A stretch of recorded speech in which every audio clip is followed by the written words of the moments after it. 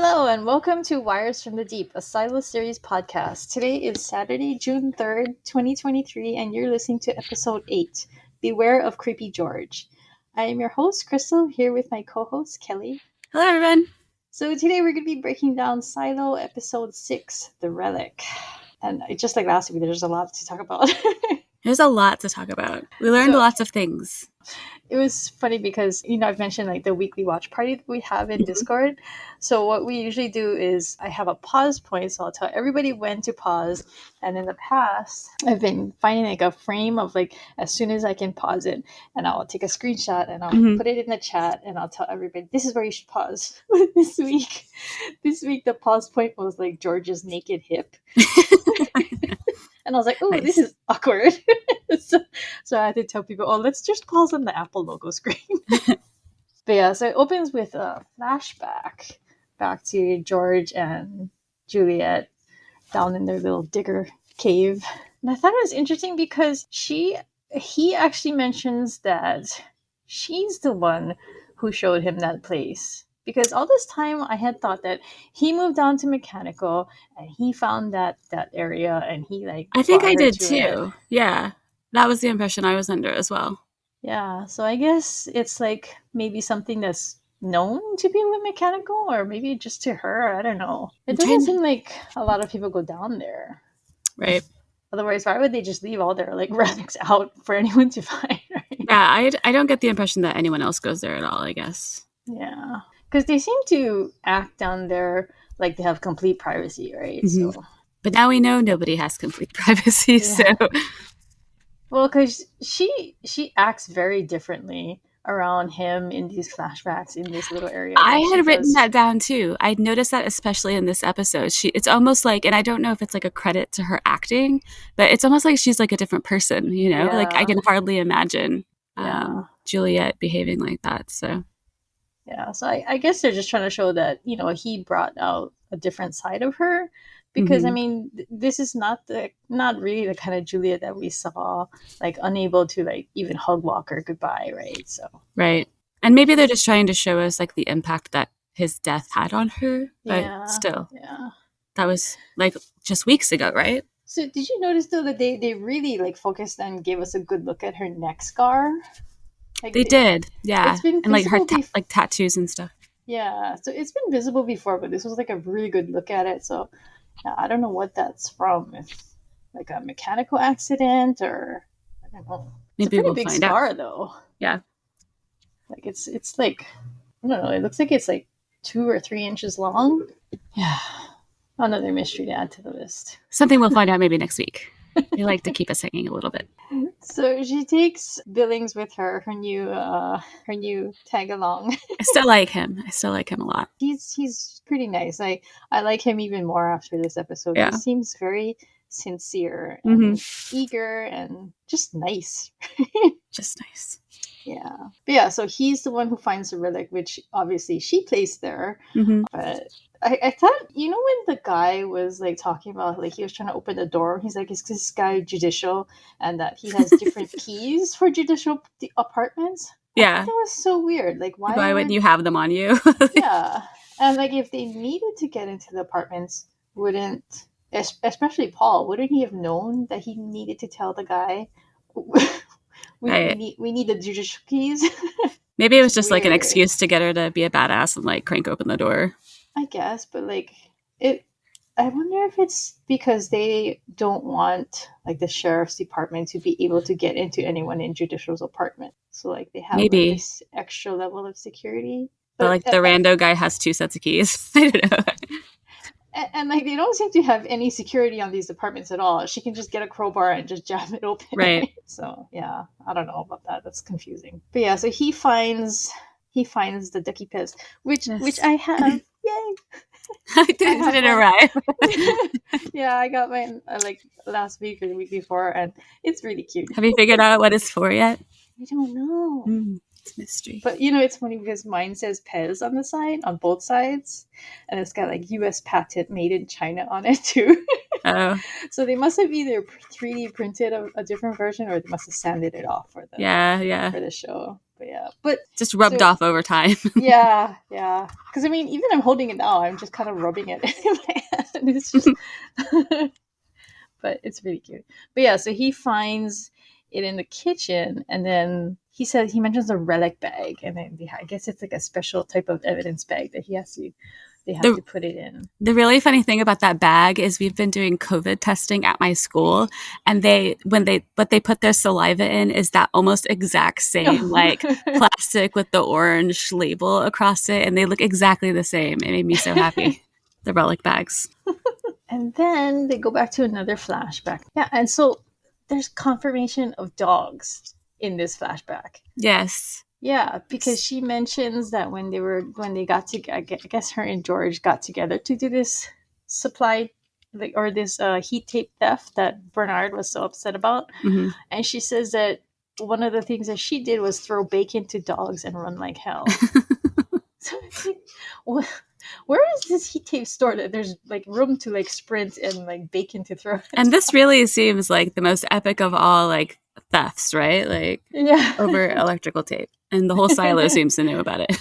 But yeah, so I mean, I haven't heard any dogs barking, but yeah, so I guess they have dogs. Maybe they take their barkers out. Yeah. Which would be very cruel and inhumane, but the echo would really be something. Because I did just edit a book where I learned about that. Like, I guess because it was like an end of the world situation, and they wanted a dog, but they couldn't afford to have the dog be noisy. So yeah, they had that surgically removed, and I was like, wow, I didn't even know that was a thing. Yeah, awful. But yeah, you're right. Like, I think echo-wise, dogs could cause a lot of noise. So. And they'd all be like barking at each other. You would never stop. Never stop. Barking at every single person on the stairs. I can't take you anywhere. But yeah, so, and there's cats too. So. Like giant, huge cats, man. That's like some Norwegian forest Maine Coon or something. Yeah. It was a very pretty cat. Yes, very. But yeah, so she mentioned bacon too. So does that mean they have pigs or maybe turkeys? In like a slaughterhouse? That makes me uncomfortable. I mean, they have the cows. They've shown the cows. And we know they have chickens because they have eggs. So now we have cats and dogs. Right, but like raising the animals for meat seems like a whole other ballgame, you know? Yeah. And I mean, you would think that like 10,000 people is a lot of people to feed. So I've seen a lot of people complaining about the presence of cows in the silo because they said that it doesn't make sense because cows require so much resources. Yeah. And they just take so much energy, right? So. And the gas, right? Isn't that a huge problem? Yeah. So I don't know. Man. Interesting. I do wonder how many floors are dedicated to farms. Yeah. Like how much is livestock and how much is fields? And because I mean, we've seen in a trailer that Jules is running through a cornfield. So we know they have corn, and then they also seem to have bread everywhere. So they must have grain too. So they must have like a whole like set of floors for farms. Yeah, there must be things we have not seen. Yeah, I guess they want to use this to give us like Jules's opinion on relics, that she thinks they're stupid, but George obviously knows something. He's very leading in his commentaries during these flashbacks. And I don't know if it's just because they felt like, they had to give him like these loaded lines in like very little time. Yeah, she really doesn't bite. Yeah. He's like trying to tell her something, and she's just like, oh, this is dumb. Yep. And what did you think of her mention of like the creepy George thing joking about how it's the graffiti on the side of the generator just made me laugh. She's like teasing him about having only one friend in the whole silo and stuff. Yeah, and I guess it's true that he didn't really have anybody. Well, I mean, if he seemed to like skip town all the time, like what his previous girlfriend said, then sounds like a bridge burner. Yeah, I don't know who to trust in that, because I know, me neither. It's really confusing when she went to go talk to Regina. So, but yeah, so next day he comes to Jules and he sees that she still has the duck on her desk. That's funny. He's such a like nitpicky rules person. He's such a rule follower. I know. I thought it was so funny. He's like watching her like click that thing, and he just can't stand it. Not because it's like anything but a relic. So yeah, Yeah. And then it was so funny because after that he mentions the pack competition. Yes. He's like a Pact-lete. A Pact-lete. Yep. He's won 4 times. He's got special pins somewhere given to him by Sims. That's cute, bless them. He's a Pact nerd. Oh, I thought he and his wife were like cute little Hufflepuffs. That's what they reminded me of. Yeah. I loved them. He's pretty adorable.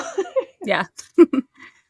But I mean, I was really sad that Jules, like, obviously she has cause to be mad at him because he's like kind of a hypocrite, right? I mean, he's like all about the pact, and when it comes to like his own personal thing, he's just hiding it, right? So I don't know if I had read this part last week, but in the pact, there's an article that we had saw on the pages that says it's Article 5. It says no person afflicted with the syndrome may hold a public office of any kind or undertake any responsible work within the silo that may jeopardize the citizens of the silo.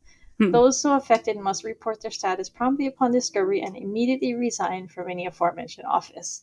So I guess, I mean, are they afraid he's gonna go crazy and like? I think be like a school shooter type. It just seemed that weapons was the most like important thing to Jules, was that he had a gun. Yeah, well, she also mentions that he's not even supposed to have a job in the sheriff's department. Right. And it's kind of weird that, like, did nobody else notice any of his symptoms? Because it kind of seems like he's, I don't know, in a stage where it's becoming advanced, right? Yeah, and they wanted him to be sheriff. Maybe they're just trying to make Juliet seem extra perceptive. Guess, but I don't know. Yeah, I mean, I didn't notice him being like sick last episode or anything. So yeah, that made me really sad. Me too. I mean, is it like a death sentence or is it just like? I don't know, because I mean, is he headed to the farm? I was thinking that maybe, because it sounds like it's treatable, but maybe it's not curable. So maybe they can. But not contagious, apparently. It doesn't sound like it's contagious. Yeah. So I don't know. I mean, I wonder what it is. Like what? It sounds pretty serious though. If they have like and it's old too, because if it's in the pact, that means it's from the time of like 143 years ago. So they've been doing it the whole time, right? So, but I don't know. You think it's like a point of shame too? I mean, like if there, it seems to be. It seems almost like getting, I don't know. But that doesn't seem to be like a stigma. It's not like you don't see people, saying that people with the syndrome that you have to like stay away from them or that they like have cooties or something. Do you know what I mean? Like. Yeah. Nothing like that. But it sounds like they're not allowed to work. So not be like productive. Is like that's a huge point of shame, right? And then I'd imagine that they would still take care of them, but maybe they only get a certain level of care, and he doesn't want that because he has his family, and I don't know if like can he be like stay-at-home dad? Really, yeah. But I was thinking maybe it's also like maybe they would make them move to a less nicer part of the silo. Oh, like a nursing home. Yeah, or something. Hospice. Yeah, just maybe like lower in the silo and yeah. So there's. I wonder what happens with the mentally ill. I don't know. What if you're in a wheelchair? Yeah, somebody spotted someone in a wheelchair this episode. They can't go anywhere. I think they were carrying them up. Oh, nice. Weird. I'd have to go look, but yeah, somebody spotted someone in a wheelchair, so they do have. Suck to be blind. Okay, so after he like gives her a hard time about the relic, she tells him that she wants to open a relics investigation, which I don't remember why she wanted to, but what was the reason she was baiting them with the relic from last week? She told Marco she needed to read. Oh, okay. She says, I need to open an investigation that allows me to look into what happened to George. Oh, okay, so that's it. So she wants to find out if relics are why George got murdered. Right. Okay. So that's what it is. Okay. So then they go meet with Meadows, and Sims is once again just laying all his cards on the table. I don't quite understand Sims. I don't actually either. At the end of this episode, I kind of feel like I understand Sims more. Just we can get there later, but yeah. I mean, but he just. Oh, we have our own better relics database. I know. And you can actually see him using it later. It's not like a bluff, He's on there like doing the same thing she was doing, like blue, yellow thing. It's just really funny. But yeah, like he's like the worst spy ever. He's like always telling Juliet everything that's going on that he's doing in the background. Yeah, maybe he has a plan. I don't understand him at all. If he's like the CIA version in the silo, he sucks. But so one thing I noticed in my second viewing is that Meadows says she doesn't feel good. She says she feels sick. Yeah. And then they show her drinking from this cup with like some cloudy liquid inside. It's making me I thought she looked like super hungover. It's like she's drinking Alka-Seltzer. Yeah, she looks sweaty or something, right? I mean, yeah, she didn't look well at all. Yeah, so I don't know. But Sims didn't seem bothered, so is that just like normal for her? I don't know. It made me think of John's, you know? I mean... Oh, what, like poisony stuff? Yeah. Maybe she dropped dead. That happened pretty quickly for John's, though, so... Yeah. But yeah, I mean, we don't know how long Meadows has felt sick, right? That's true. So, That's true. She might not last until next week.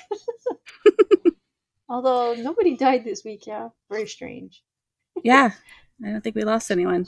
But so part of this conversation, it cracked me up because they're like talking about, like, I guess it was funny that like there were a couple times where Jules is like kind of busting out her pack knowledge to kind of surprise people because last week everybody was giving her shit about not knowing the pack and people are still doing it, right? Yeah. But yeah, she seems to be able to quote from the pack now. She's secretly reading it or did read it and didn't want anyone to know, definitely. Yeah. And Billings is always like, but did you read the second paragraph where it goes on to say...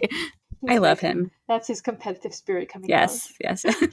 He's probably like, oh, she's quoting things. I know this. Kelly and I were talking before the podcast, and we both got really confused about something Sim says. He says, you can start your investigation, but you have to take Paul with you. He says, you know less about the Pact than my son. And I thought, like, I totally misinterpreted the line. I was like, wait, Paul Billings is his son? That I totally got that too, and it was just the way he said it, and it was just the intonation that made it sound like he was speaking about Billings. Yeah, and I wrote that down. Like, what? I miss a lot, but this seemed like a big miss. Yeah, and so when they were walking outside, I was like, I totally wasn't listening to what him and Jules were talking about because I was like, wait, how can he possibly be his son? How old is Sims? He doesn't look that old. I know. And then when they said that, I thought that's why we saw that clip of his hands shaking behind his back when Juliet was watching him. I thought he was just like nervous around his father. I was like, what? Yeah. When did this happen? And then I thought back to like the blackout when they showed Sims with his little boy, and I was like, wait, so is that Billings' little brother? Got a whole other family. Yeah, that got weird. Yeah. But Crystal cleared it up for me. Yeah. After that, I was like, tell me, so Billings is not his son, right? He's like, no, he's not his son. And I was like, oh, okay. But something else that I noticed in that conversation is that I guess certain relics are registered. So people can have relics. It's just that some are legal and some are illegal. Yes. I had thought that all relics were illegal. So I thought that at the beginning, but I assumed since she was allowed to keep wearing that watch that I don't know. Well, I mean, because we knew the watch was a relic already, right? Yeah, but somebody had yelled at her to stop wearing it. I think they were like, get over your dead boyfriend. Oh. Well, that they didn't even know was like, they didn't even know they were dating. So they're like, why are you wearing that? I don't know. All right, so then they go and meet with Patrick Kennedy's, who I really am liking every more. I love him. I loved him at the beginning when he looked over at Billings and was like, and who the fuck are you? I like the names you have, like Judicial Face and Holston Jr. Yeah. And then I liked how he was like, you know, the old people used to like at least identify themselves, and he was like, oh, okay, I'm Paul Billings. I know, he's so cute. The way that they play off each other is so hilarious. But yeah, it was funny how like he opens the door and he's like, we're looking for somebody who doesn't relax. He's like, for someone at this address, like who? I thought that was a good line. Yeah, it was. And the way he delivered it too, was like, oh, not me. But yeah, so he gives them Regina's name. But before that, there's actually another flashback.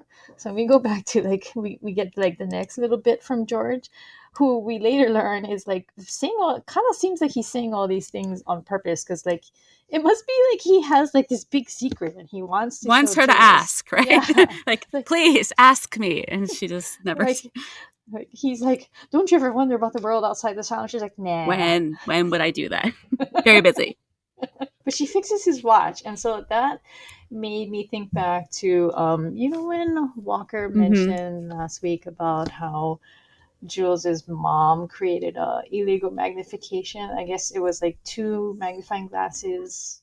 And you're definitely going to need something like that if you're going to open up a watch and try to do anything. Yeah, because I mean, you can't really see No, those pipes are like super tiny, so she must have done something like what her mom did. What if you have really, really bad eyesight? Like, do you not get proper corrected lenses? No, but Allison wore glasses, so they must have at least to a point. Eye technology, yeah, or vision technology. What do you call it? Vision. I like vision technology. Let's go with that. I need vision technology. I have very bad eyes. But yeah, so this flashback included like a kind of cute scene where Jules is like really struggling to say I love you. She's like finding the most roundabout way to say it. I like the way that I make you feel about myself. It was kind of childish, but it was really cute. Yeah, it was a really cute scene. Then nothing. We can't enjoy anything on the show because then she goes to meet with Regina, the bitter ex. She like shits all over it, right? The whole scene. Yeah, she's like revealing, like telling her. So this is what I wasn't sure about, like, because who do you believe? Do you believe the bitter ex-girlfriend? I mean, like, when she said it all, I totally believed her. Like, it sounded true. But when Juliet went back, I figured that Juliet had decided not to believe it necessarily. So yeah, I'm gonna go with that because I kind of like George. Oh, poor Billings. He looks so uncomfortable. He I know. To, like, ooze out under the door and just leave. And then afterward, he was like trying to comfort her by making Regina seem crazy. Yeah, it was so cute. Yeah, it was. He seems very genuine. Is Billings gonna die? No. Yes, you do. You do so know. He's got the syndrome. There was no syndrome in the books, so I don't know. Damn it. Yeah, they're like long live Billings. They're going in a different direction with him, so I don't know what's gonna happen to him. Okay, so Regina, there were some things I wanted to mention about her. For one, she gets food deliveries. Yes, just dropped off at her door like she's in a fancy hotel. I know, and it's got like a cloche and everything. And is she maybe on like house arrest? I don't know, but like, okay, so I was skimming through the show again, like earlier today, while writing notes down, and she's got like 5 of those cloches in her kitchen. 5 what? You know the metal thing that covers the dish, like oh yeah, okay, yes, yeah. So she's got like tons of them in her kitchen. She has like 4 or 5. Maybe she's become a hermit like Martha and doesn't leave. And I don't know if like it kind of seemed like she took the food from that thing and gave it to the cat. I don't know. Like maybe there was a dish of cat food on it too. I don't know. Why would they put? I mean that cloche is to keep the food warm, right? So yeah. I don't know. Like maybe she's under house arrest. I mean, she was in some trouble. Maybe she's like 2 years house arrest or something. I just find it so funny that like she gets to stockpile all this metal in her apartment because she's got like baking pans covering her walls. I think Billings mentioned something about that. Like he was trying to called her a hoarder, didn't he? Yeah, something basically. Like, he was like saying something about how like she's got like recycling in her. You can't even believe that woman. But so Regina says that George lost his family and isolated her from hers, and that's what she's mad about. But so what? Like, okay, so we in Discord we've been doing this like a lot of sleuthing where we're going on that. We'll like pause. And like I think I mentioned that one of the other Reddit mods, he has these high-res screenshots that he shares, and so we look at that, and so we learned that George.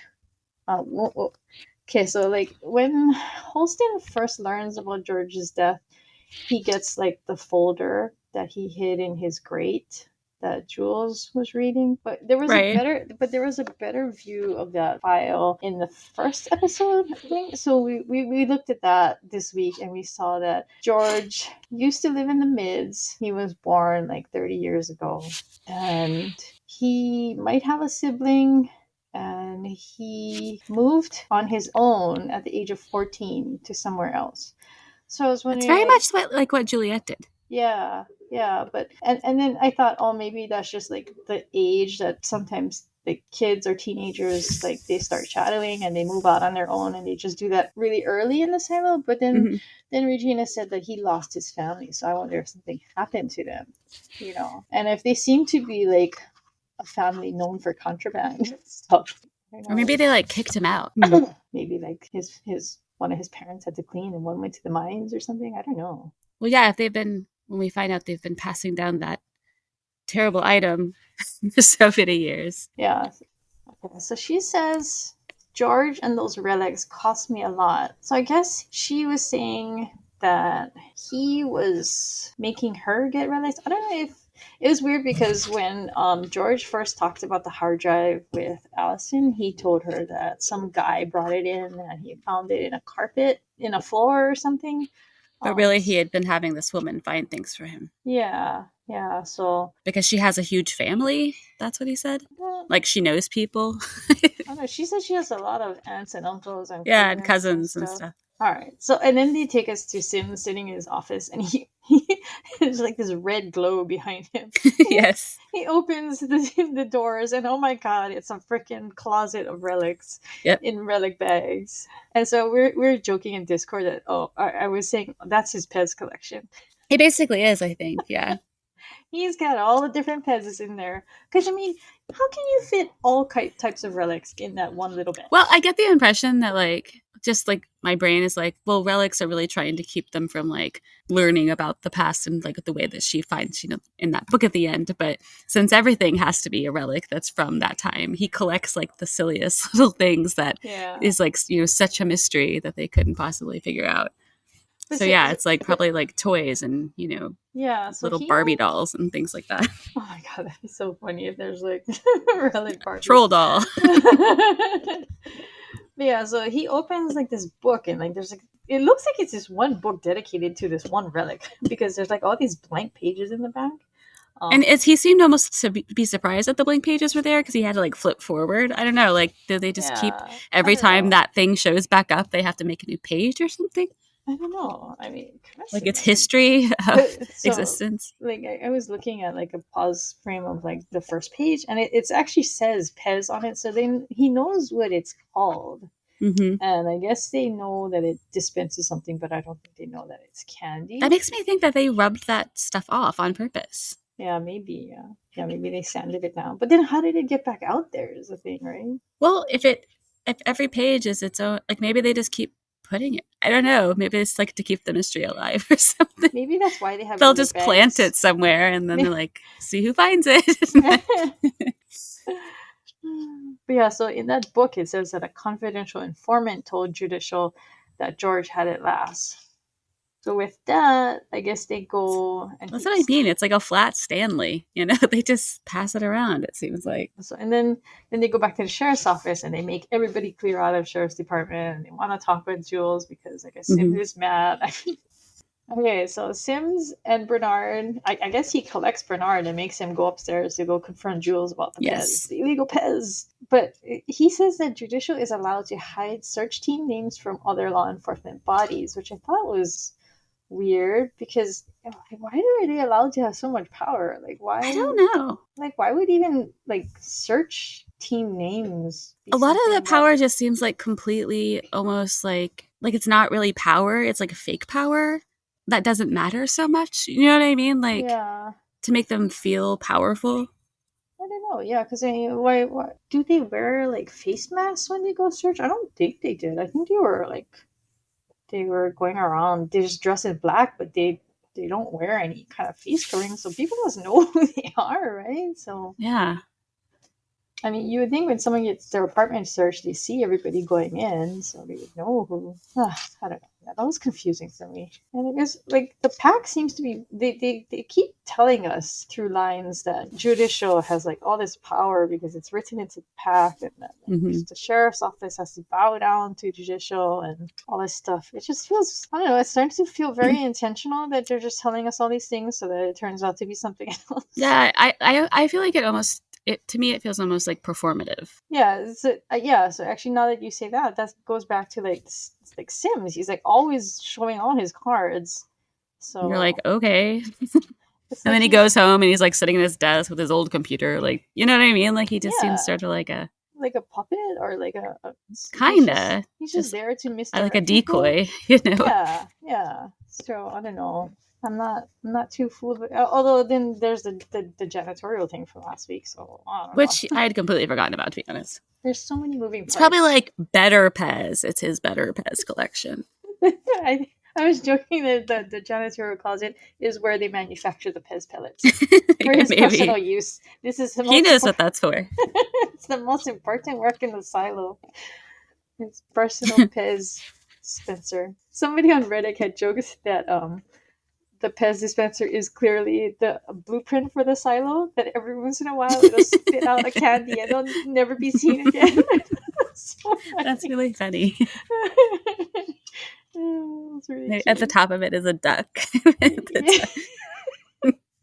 That's what's outside. Yeah, it's right above the camera. Nobody can see it, but there's a big duck. He was wondering, what is outside of the camera's range of vision. Okay. Oh yeah. So we had skipped ahead talking about Billings and Jules confronting him about having this syndrome. But yeah.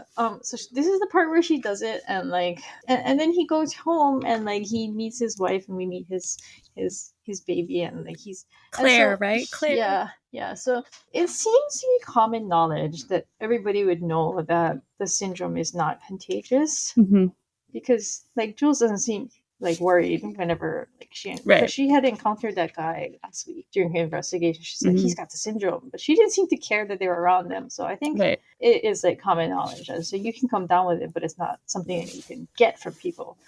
So I was wondering if like his worry about his daughter having it, because she's a literal baby, right? So do you think like maybe like irrational like thoughts like that is something like a symptom? Oh, could be. Yeah, because the wife, she's like talking very patiently. She doesn't seem at all. Like, she's like, just very gently, like, that's not how it is. Yeah, but so it makes me think, because it doesn't, because when we saw those past lists of like deaths and like infant deaths, were any of those attributed to the syndrome? Like, can babies get it? I don't remember. Oh, you mean like in the womb? I don't know. Or like, I don't know. They were stillbirths, so they were all stillbirths. There weren't any like. Remember, we saw like a bunch of people who died from the syndrome listed. I was just wondering if any of them were like babies or children, little children. It's okay. Maybe it could lead to birth complications if you have it while you're pregnant or something. So, it sucks in here. In the silo? Yeah. Yeah, man, it really does. Especially because like now I have like a whole theory about what it is now. What? After watching that. Let's hear it. Like, I don't know, it just, after like it zoomed out of the mirror and the stupid flowers in front of the mirror thing, it just seemed like they were in some sort of like test, like they were testing to see like if people can live on the moon or on Mars, you know what I mean? Like in that sort of situation. That's where I ended the episode. That's what I ended up believing. That is interesting. That's where I am right now. Because okay, so they just all seem to be under observation by people outside of the silo. Okay, let's come back to that. Okay, so we go to the next flashback, and then George is again asking her another leading question, if she doesn't bite to that. What if everything you were told by everyone you love was one big lie? So he, I think, has his suspicions about the outside, right? And after like seeing like the book that he like has, like he must have some idea, and that's why he's probably looking for the door underneath the water. But so that instead leads Jules to think, to her, that just confirms that whatever Regina told her is true, right? That he was talking about himself, really. Yeah, because he said, like those you love. Yeah. The things that those you love tell you. Yeah. But I don't think that that's what it is. I don't either. I think they just wanted us to think that. Yeah. To make us like question him. So Jules, like after Martha talks her, okay, so going back to this, I was wrong, right? I thought they were speaking in code last time, but no, they just like bare their souls on this radio, right? I was like, oh my god! I was thinking about you when they were doing. I was like, yeah, I was wrong. I was like, Like this No goes back stealth to, whatsoever. yes, None. exactly. Yeah. No, nobody seems to care about hiding anything. No. So something that Martha says was interesting. She says something about trapped behind a closed door with memories, all your friends and loved ones somewhere out there. So do you think she is just like that because she doesn't want to go out, or do you think she's actually agoraphobic? I mean, I guess I don't know. I mean, I thought it had something to do with the loss of her wife. But I mean, I think even for someone like me, living in a place like that would just be like way too much. Mm-hmm. And I could easily see myself becoming some like crazy old lady that doesn't leave her room, you know? Mm-hmm. So maybe it's just for her. It's just like too Too painful. overstimulating outside, and she can control what's in there, and so she does. But at the end of this, after Martha turns off the radio, they show a portrait, one of those painted portraits, and it shows her with who is presumably Carla, Mm-hmm. her wife or girlfriend or whatever. Right, right. But people were saying that this looked like a young Judge Meadows, Oh, right? Because yeah. I mean, I could see that. I could see that. yeah, I didn't look at it much, but and they have never revealed what Judge Meadows' first name is. So so maybe she didn't die. Maybe she was just like appointed yeah, judge or something. And yeah, and she like moved away and she lost her that way. well, if that's the case, Judge Meadows can just drop dead because that's awful. Who does that to Martha? We love Someone Martha. poisoned her drink. Okay, so after Martha talks her down from quitting, Jules goes back to Regina, and Regina does the thing that Gloria did, which was like, or something similar. Like Gloria, like was like a very wasteful water person. Yes. But Regina is a little more resourceful, and she just put something that clacks on her fan. I really liked the sound of that fan. I would play that at night. I really would. But then, like, Regina tells her, because I guess Jules thinks that is judicial. Jules Yeah, this figures is out, where it got really creepy, okay?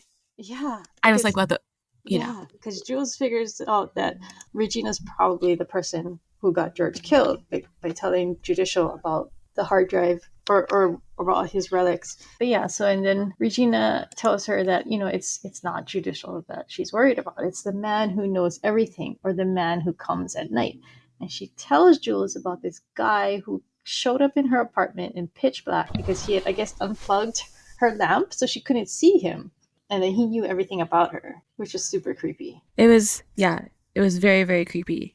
What Because did she say? She said, hold on, I wrote it down. she says judicial come during the day. They ask the Yes! easy questions, but the man who knows everything, he comes at night. Right. She says, one night I wake up and there's a man in my bedroom. I can't see anything. The lamp's been unplugged and he tells me not to move. And then she says that he knew everything, like all the people that she loved, Mm-hmm. all her friends and family, and that Everyone that she talked to during the day. Yeah, super creepy.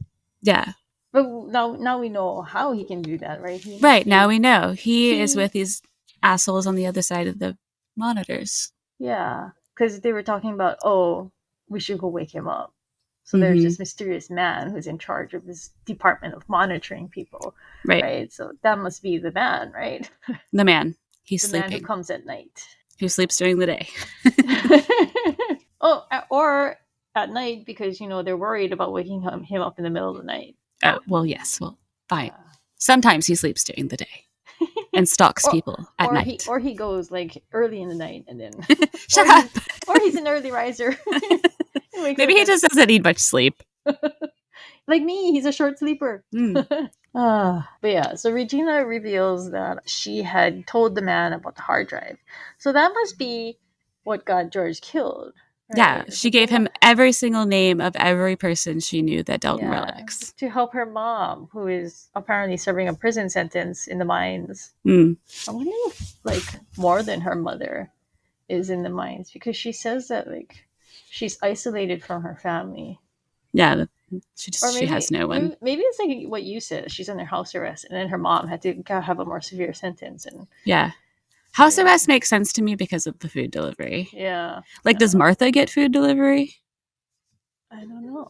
How does she eat? I mean, Martha had leftover food in her fridge that Jules ate that one time. So I don't know. She must get groceries and just cook her food, right? So grocery delivery then. Grocery delivery. She has Instacart. Yeah, great.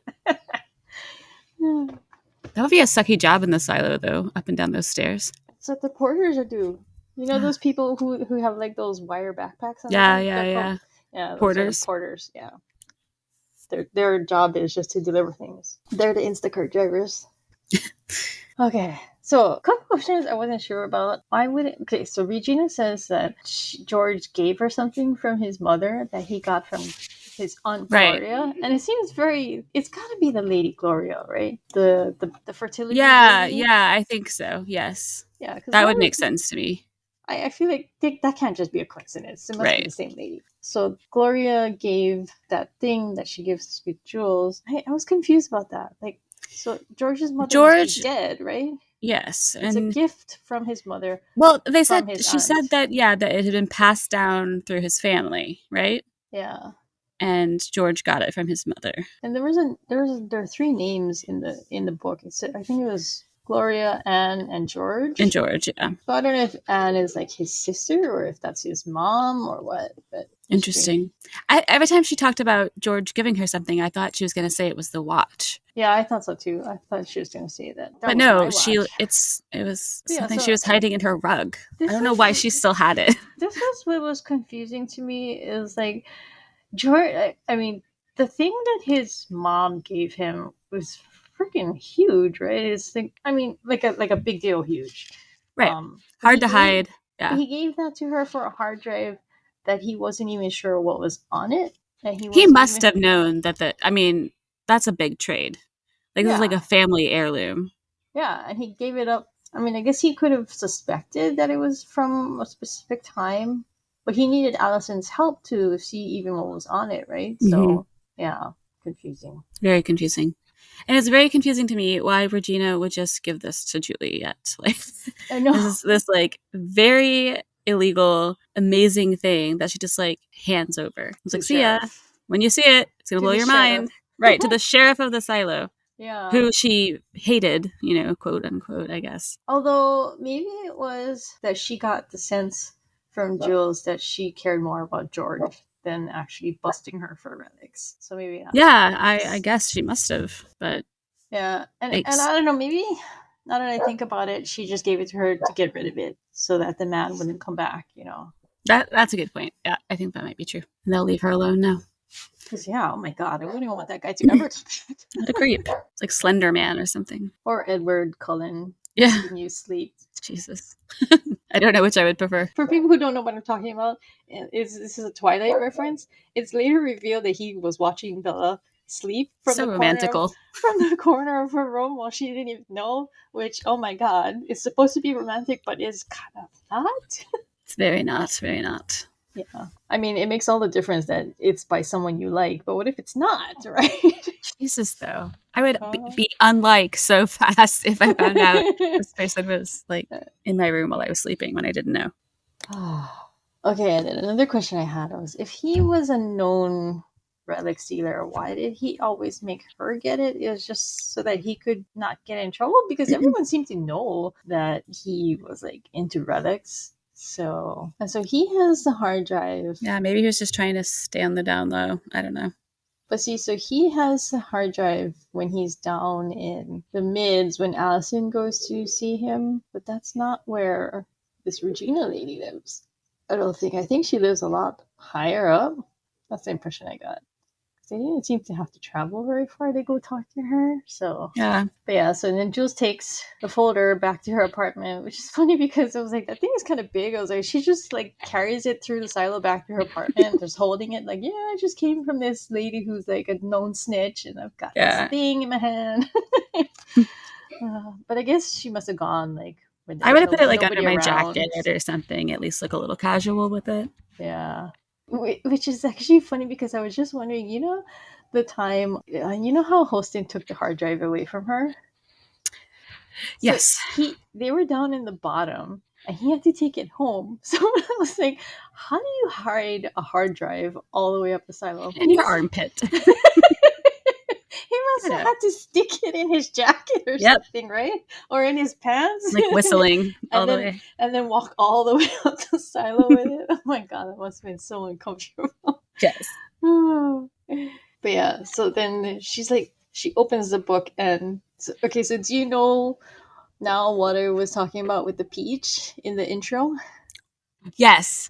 Yes. I wrote peach down and I didn't know why until you just said that. Yes. This thing made me laugh so much when we actually got to see what was in there. People were like talking about some of the imagery that was in there. There was a forest, which I think is a national forest, and then there was an aquarium. It reminded me of the Pacific Northwest. I think Yeah, it was like rafting, like whitewater rafting. Yeah.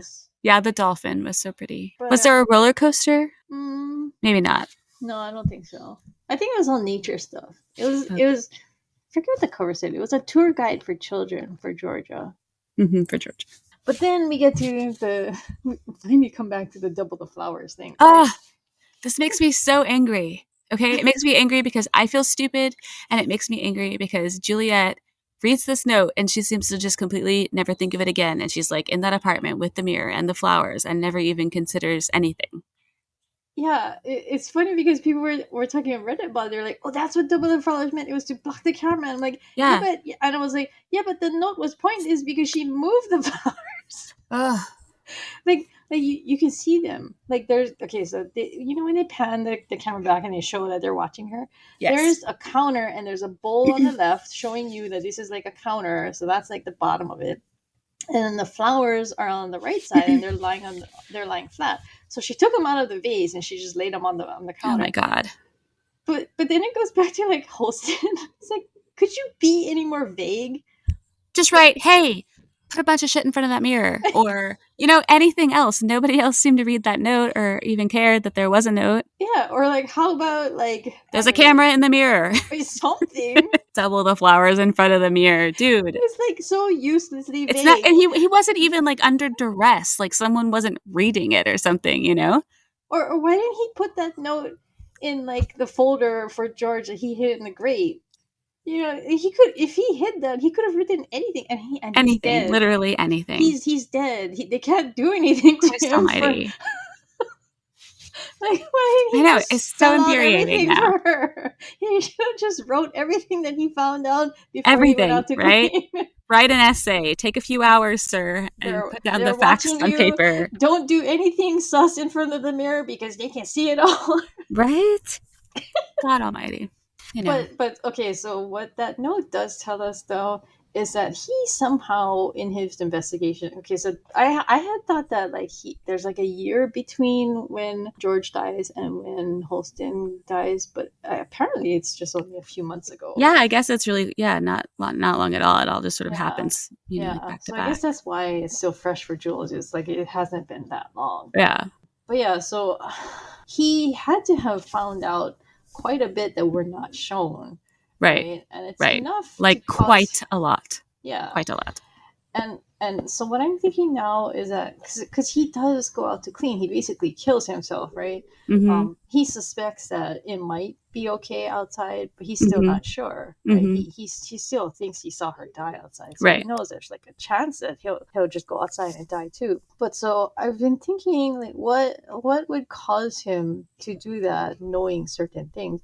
And it must be he found out about what George was talking about, that when everything that he's come, his world must have got tilted upside down again, right? It must have just been that he found out that everything is a lie, but like we don't know what exactly, right? So okay. Well, my impression when they panned out was that like this was like a completely different people, right? Like that these were people outside of the silo, and to me that says that these people are under, that it's some sort of like test circumstances that someone is trying to see what would happen if you segregated a group of people in a place like this, like how would they live? Do you know what I mean? Like the testing for like life on Mars or... Yeah, so you think they're studying the syndrome? Yes. Or not the syndrome necessarily, but just like what it would take to like have 10,000 people living in a place like this with no contact with the outside world, having to be like self-sufficient, like colonizing. Yeah. But I don't know. Because like these people obviously were not part of the silo. Like it seemed very clear. Like even though like the light was different, everything seemed. Well, I mean, to me, the most apparent thing was the screen. Yeah, they were. It's like a much more screen. advanced. Yeah. Yeah, and they were like widescreen, and they had a whole bank of them. It's different from any of the technology that they've been showing us in the silo. So. Right. And that's what makes me think that like all of this judicial stuff is just an act. I don't even get the impression that judicial knows. Oh. Like maybe, but I think maybe they're just like they think they have all this power. They think they have all this power, right? But they're really just ruling over. They're like lab rats, you know. They're the head lab rats. The head lab rats. Congratulations, guys. And that's why he has this like Pez collection, because there's no real. It's not fake for them. So he has to like invent, like they have to keep like the truth away, and that's why it's so dangerous to like let them see like pictures of like outside or before or whatever. Yeah, but that really would mean that you have to ban everything, every stupid thing. Yeah. So my husband was asking me afterward. He was like, "What is the big deal about the picture book?" He's like, "Why is that so illegal? Why is that so like such a gasp-worthy moment?" And like I had to think about it a bit, and I told him like, those people have never ever been outside. They've never seen anything like it, right? It starts a craving. Yeah, so like I think it's banned just because it tempts you, right? Mm-hmm. You're gonna to want to say I want to go outside. Yeah, and then which seems to be for them the worst thing possible. Yeah, and then if it's okay if it's just one person every few years, right? Right. Because then they just go outside and they die. But if it's like a riot of people wanting out, or they leave the experiment or whatever. But they don't have enough of those suits. Because remember when like Holston left, he was like, oh, we've really updated you'll get longer this time. Like if 20, 30 people all wanted to go out, I bet they don't have like enough technology to like put them in the suits, and you know what I mean? Well, I mean, so I noticed this while looking through the first episode again with Allison. They have like this whole closet full of helmets. The helmet that they put on her. So they have a lot of those, but not enough for everybody, obviously. Yeah. Yeah. Yeah. Very weird. Yeah, lots of questions. But okay, so I was looking at the clothes of because there's two guys who are manning that station or whatever. When Jules is looking at. Oh wait, actually no. Let me go back to the book. If everybody suddenly wants to go outside, and basically whatever they're trying to do inside the silo is over, right? Because if everybody even if no matter what it is, if it's an experiment or if it's just keeping them like safe for the world to be better later on, kind of thing, no matter what it is, if everybody wants to go outside before it's okay to go outside, then whatever they're trying to do is over. So they have to present that, right? So I think that's what tells me there has to be a someone else, because you know what I mean? Like, because it never could be that, somebody knows all the answers, right? Yeah. Is what you're saying. Yeah. And it's the people who are probably watching them. So, yeah. And it looked like they had cameras everywhere. Really everywhere. That's the impression I got. Like in every home. You know what I mean? Like there could have been so many rooms of those cameras. We probably aren't seeing all of them. It does seem like they're stationary, though. It doesn't look like they can move the camera view. Probably not, yeah. Because, the flowers thing seems to indicate that there's only a certain viewpoint that they can get. Like Holston can hide the file in the grate out of camera view and it's safe, Do you know the wiring and the Wi-Fi and the IT tech it would take to keep all those cameras going? And like, what one wire gets cut and like something's broken. How would they even fix that? But now you're making me think that like there's like the silo apartments, and then there's like an outer hallway where like everything's like 1 foot larger on the inside, where there's like that's the secret maintenance hallway around everybody's place. Yeah. Oh, and actually, thinking about that, how I was wondering about the windows and how the view being different or whatever. But it finally occurred to me how that's possible. It's because like when you look at Judge Meadows' office, her view is to the center of the silo. So that's what's outside. Oh, I see. Because I guess I had thought that when you go into an office, the back of the office is at the outer part of the silo. Yeah. But I think it's reversed. Like you go to the outer part and you go back in to get into somebody's office. So then you have a window. I see. Yeah.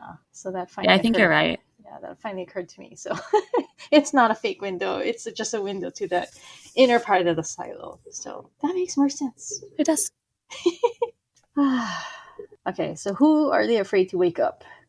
Do you think it's the same guy as the man who comes at night? Because that's what I assumed. I think they at least want us to think it's the same guy. Yes. And do you think that these people are in janitorial? Maybe there's something in janitorial that kind of links the two, but I don't think Sims has it. I just do not buy that man has any idea what's actually going on. So yeah, because when looking at Reddit, a lot of people think that it's janitorial and it's Sims is the guy that they don't want to wake up. I think it's IT, and I think the man that they don't want to wake up is Bernard.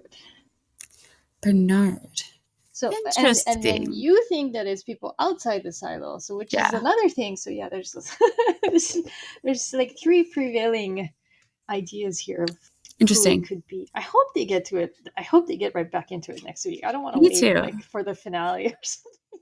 How many more episodes is there? There are 4 more. 4 more episodes. Yeah. All right. That's quite a few. I mean, yeah, we can learn a lot. Yeah.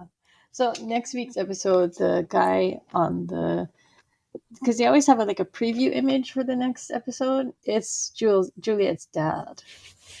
Oh, yeah, he was interesting. I didn't quite buy all that. I don't know what was going on. I hope they come back to him. Yeah, I'm intrigued. The description is Bernard seeks Juliet's cooperation as he grows increasingly concerned about the silo's security. Juliet asks her father for a favor. Ooh.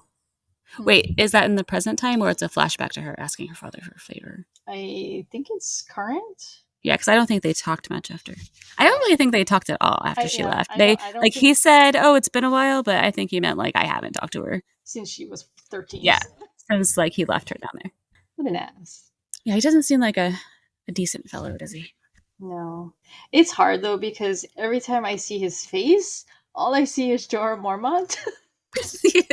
Now that I realized who he was, I know what you mean. Yeah. Well, he's coming back. All right. Any last thoughts? I'm still kind of pissed about the flowers thing, but no. I like this episode though. It was zippy, and I was like, oh, okay. I do hope that this is not the end of the flowers explanation, because we were just ranting about how it's so vague. Why would he say that and not tell her? Yeah, maybe we are just being too quick to be like, oh, that's the answer. But I mean, it kind of seems like that's the answer, right? It would be a pretty big coincidence that it meant 2 things, or that he. Yeah. I don't know. I get the sense that we're not done with these flowers and that message, or at least I hope so. Yes, it would drive me crazy if not. Because my God, Holston. Well, Holston, I mean, if he went to all the trouble of making a riddle within a riddle within a riddle, I mean, that's even worse. It's surf. Yeah. And we still don't know where the hard drive is. And we don't know if he ever found out what was on it. Because, I mean, the easiest way for him to know he must have. How to find it or to see what was on it is dead. His wife would have been the person to help him figure it out. But yeah, I don't know how he'd be able to figure out. Maybe it's Karen, Allison's friend in IT. Oh, maybe. It's always good to have a friend in IT. Mm-hmm. All right. So our audience question for the week is, who is the man who comes at night? Because when I was watching it, I was like, Julia, why don't you ask him what he looked like? She's not curious verbally, she doesn't ask enough questions. Well, I didn't catch it earlier, but Regina had said that she couldn't see him because it was totally dark. So she doesn't have a description to give to Jules. There must have been more she could tell her. Can you imagine waking up in the middle of the black of night? You can't turn on any lights, and there's this guy just talking to you. Oh my God. I know we keep talking about it, but yeah, it's super creepy. But then I also don't understand why all these people sleep with their flipping lights on. Why? I guess maybe because there's some fucking asshole that comes in the middle of the night for these people. Now it makes sense, actually. He's doing this to lots of people. You're going to sleep with your light on. He's probably some kind of urban legend. That would be amusing. I mean, bad for them, but still amusing for us. Amusing for us is okay. This is a TV show, Crystal. Thank goodness. All right. All right. Thank you for joining us for another episode of Wires from the Deep. Be sure to follow or subscribe to us and tell other Silo fans that they can find us at wiresfromthedeep.com. You can join the Down Deep Discord by going to thedowndeep.net and following the invite link to join discussions with other fans or joining our Friday night watch party. If you want to contact me and Kelly, you can leave a comment on Podbean or on one of our YouTube videos, or you can just email us at crystal@thedowndeep.net. Tune in next week as we break down episode 7, The Flame Keepers, and we will have a very special guest that we're going to be doing this with. So looking forward to that. So am I. All right. Bye, everyone. Bye.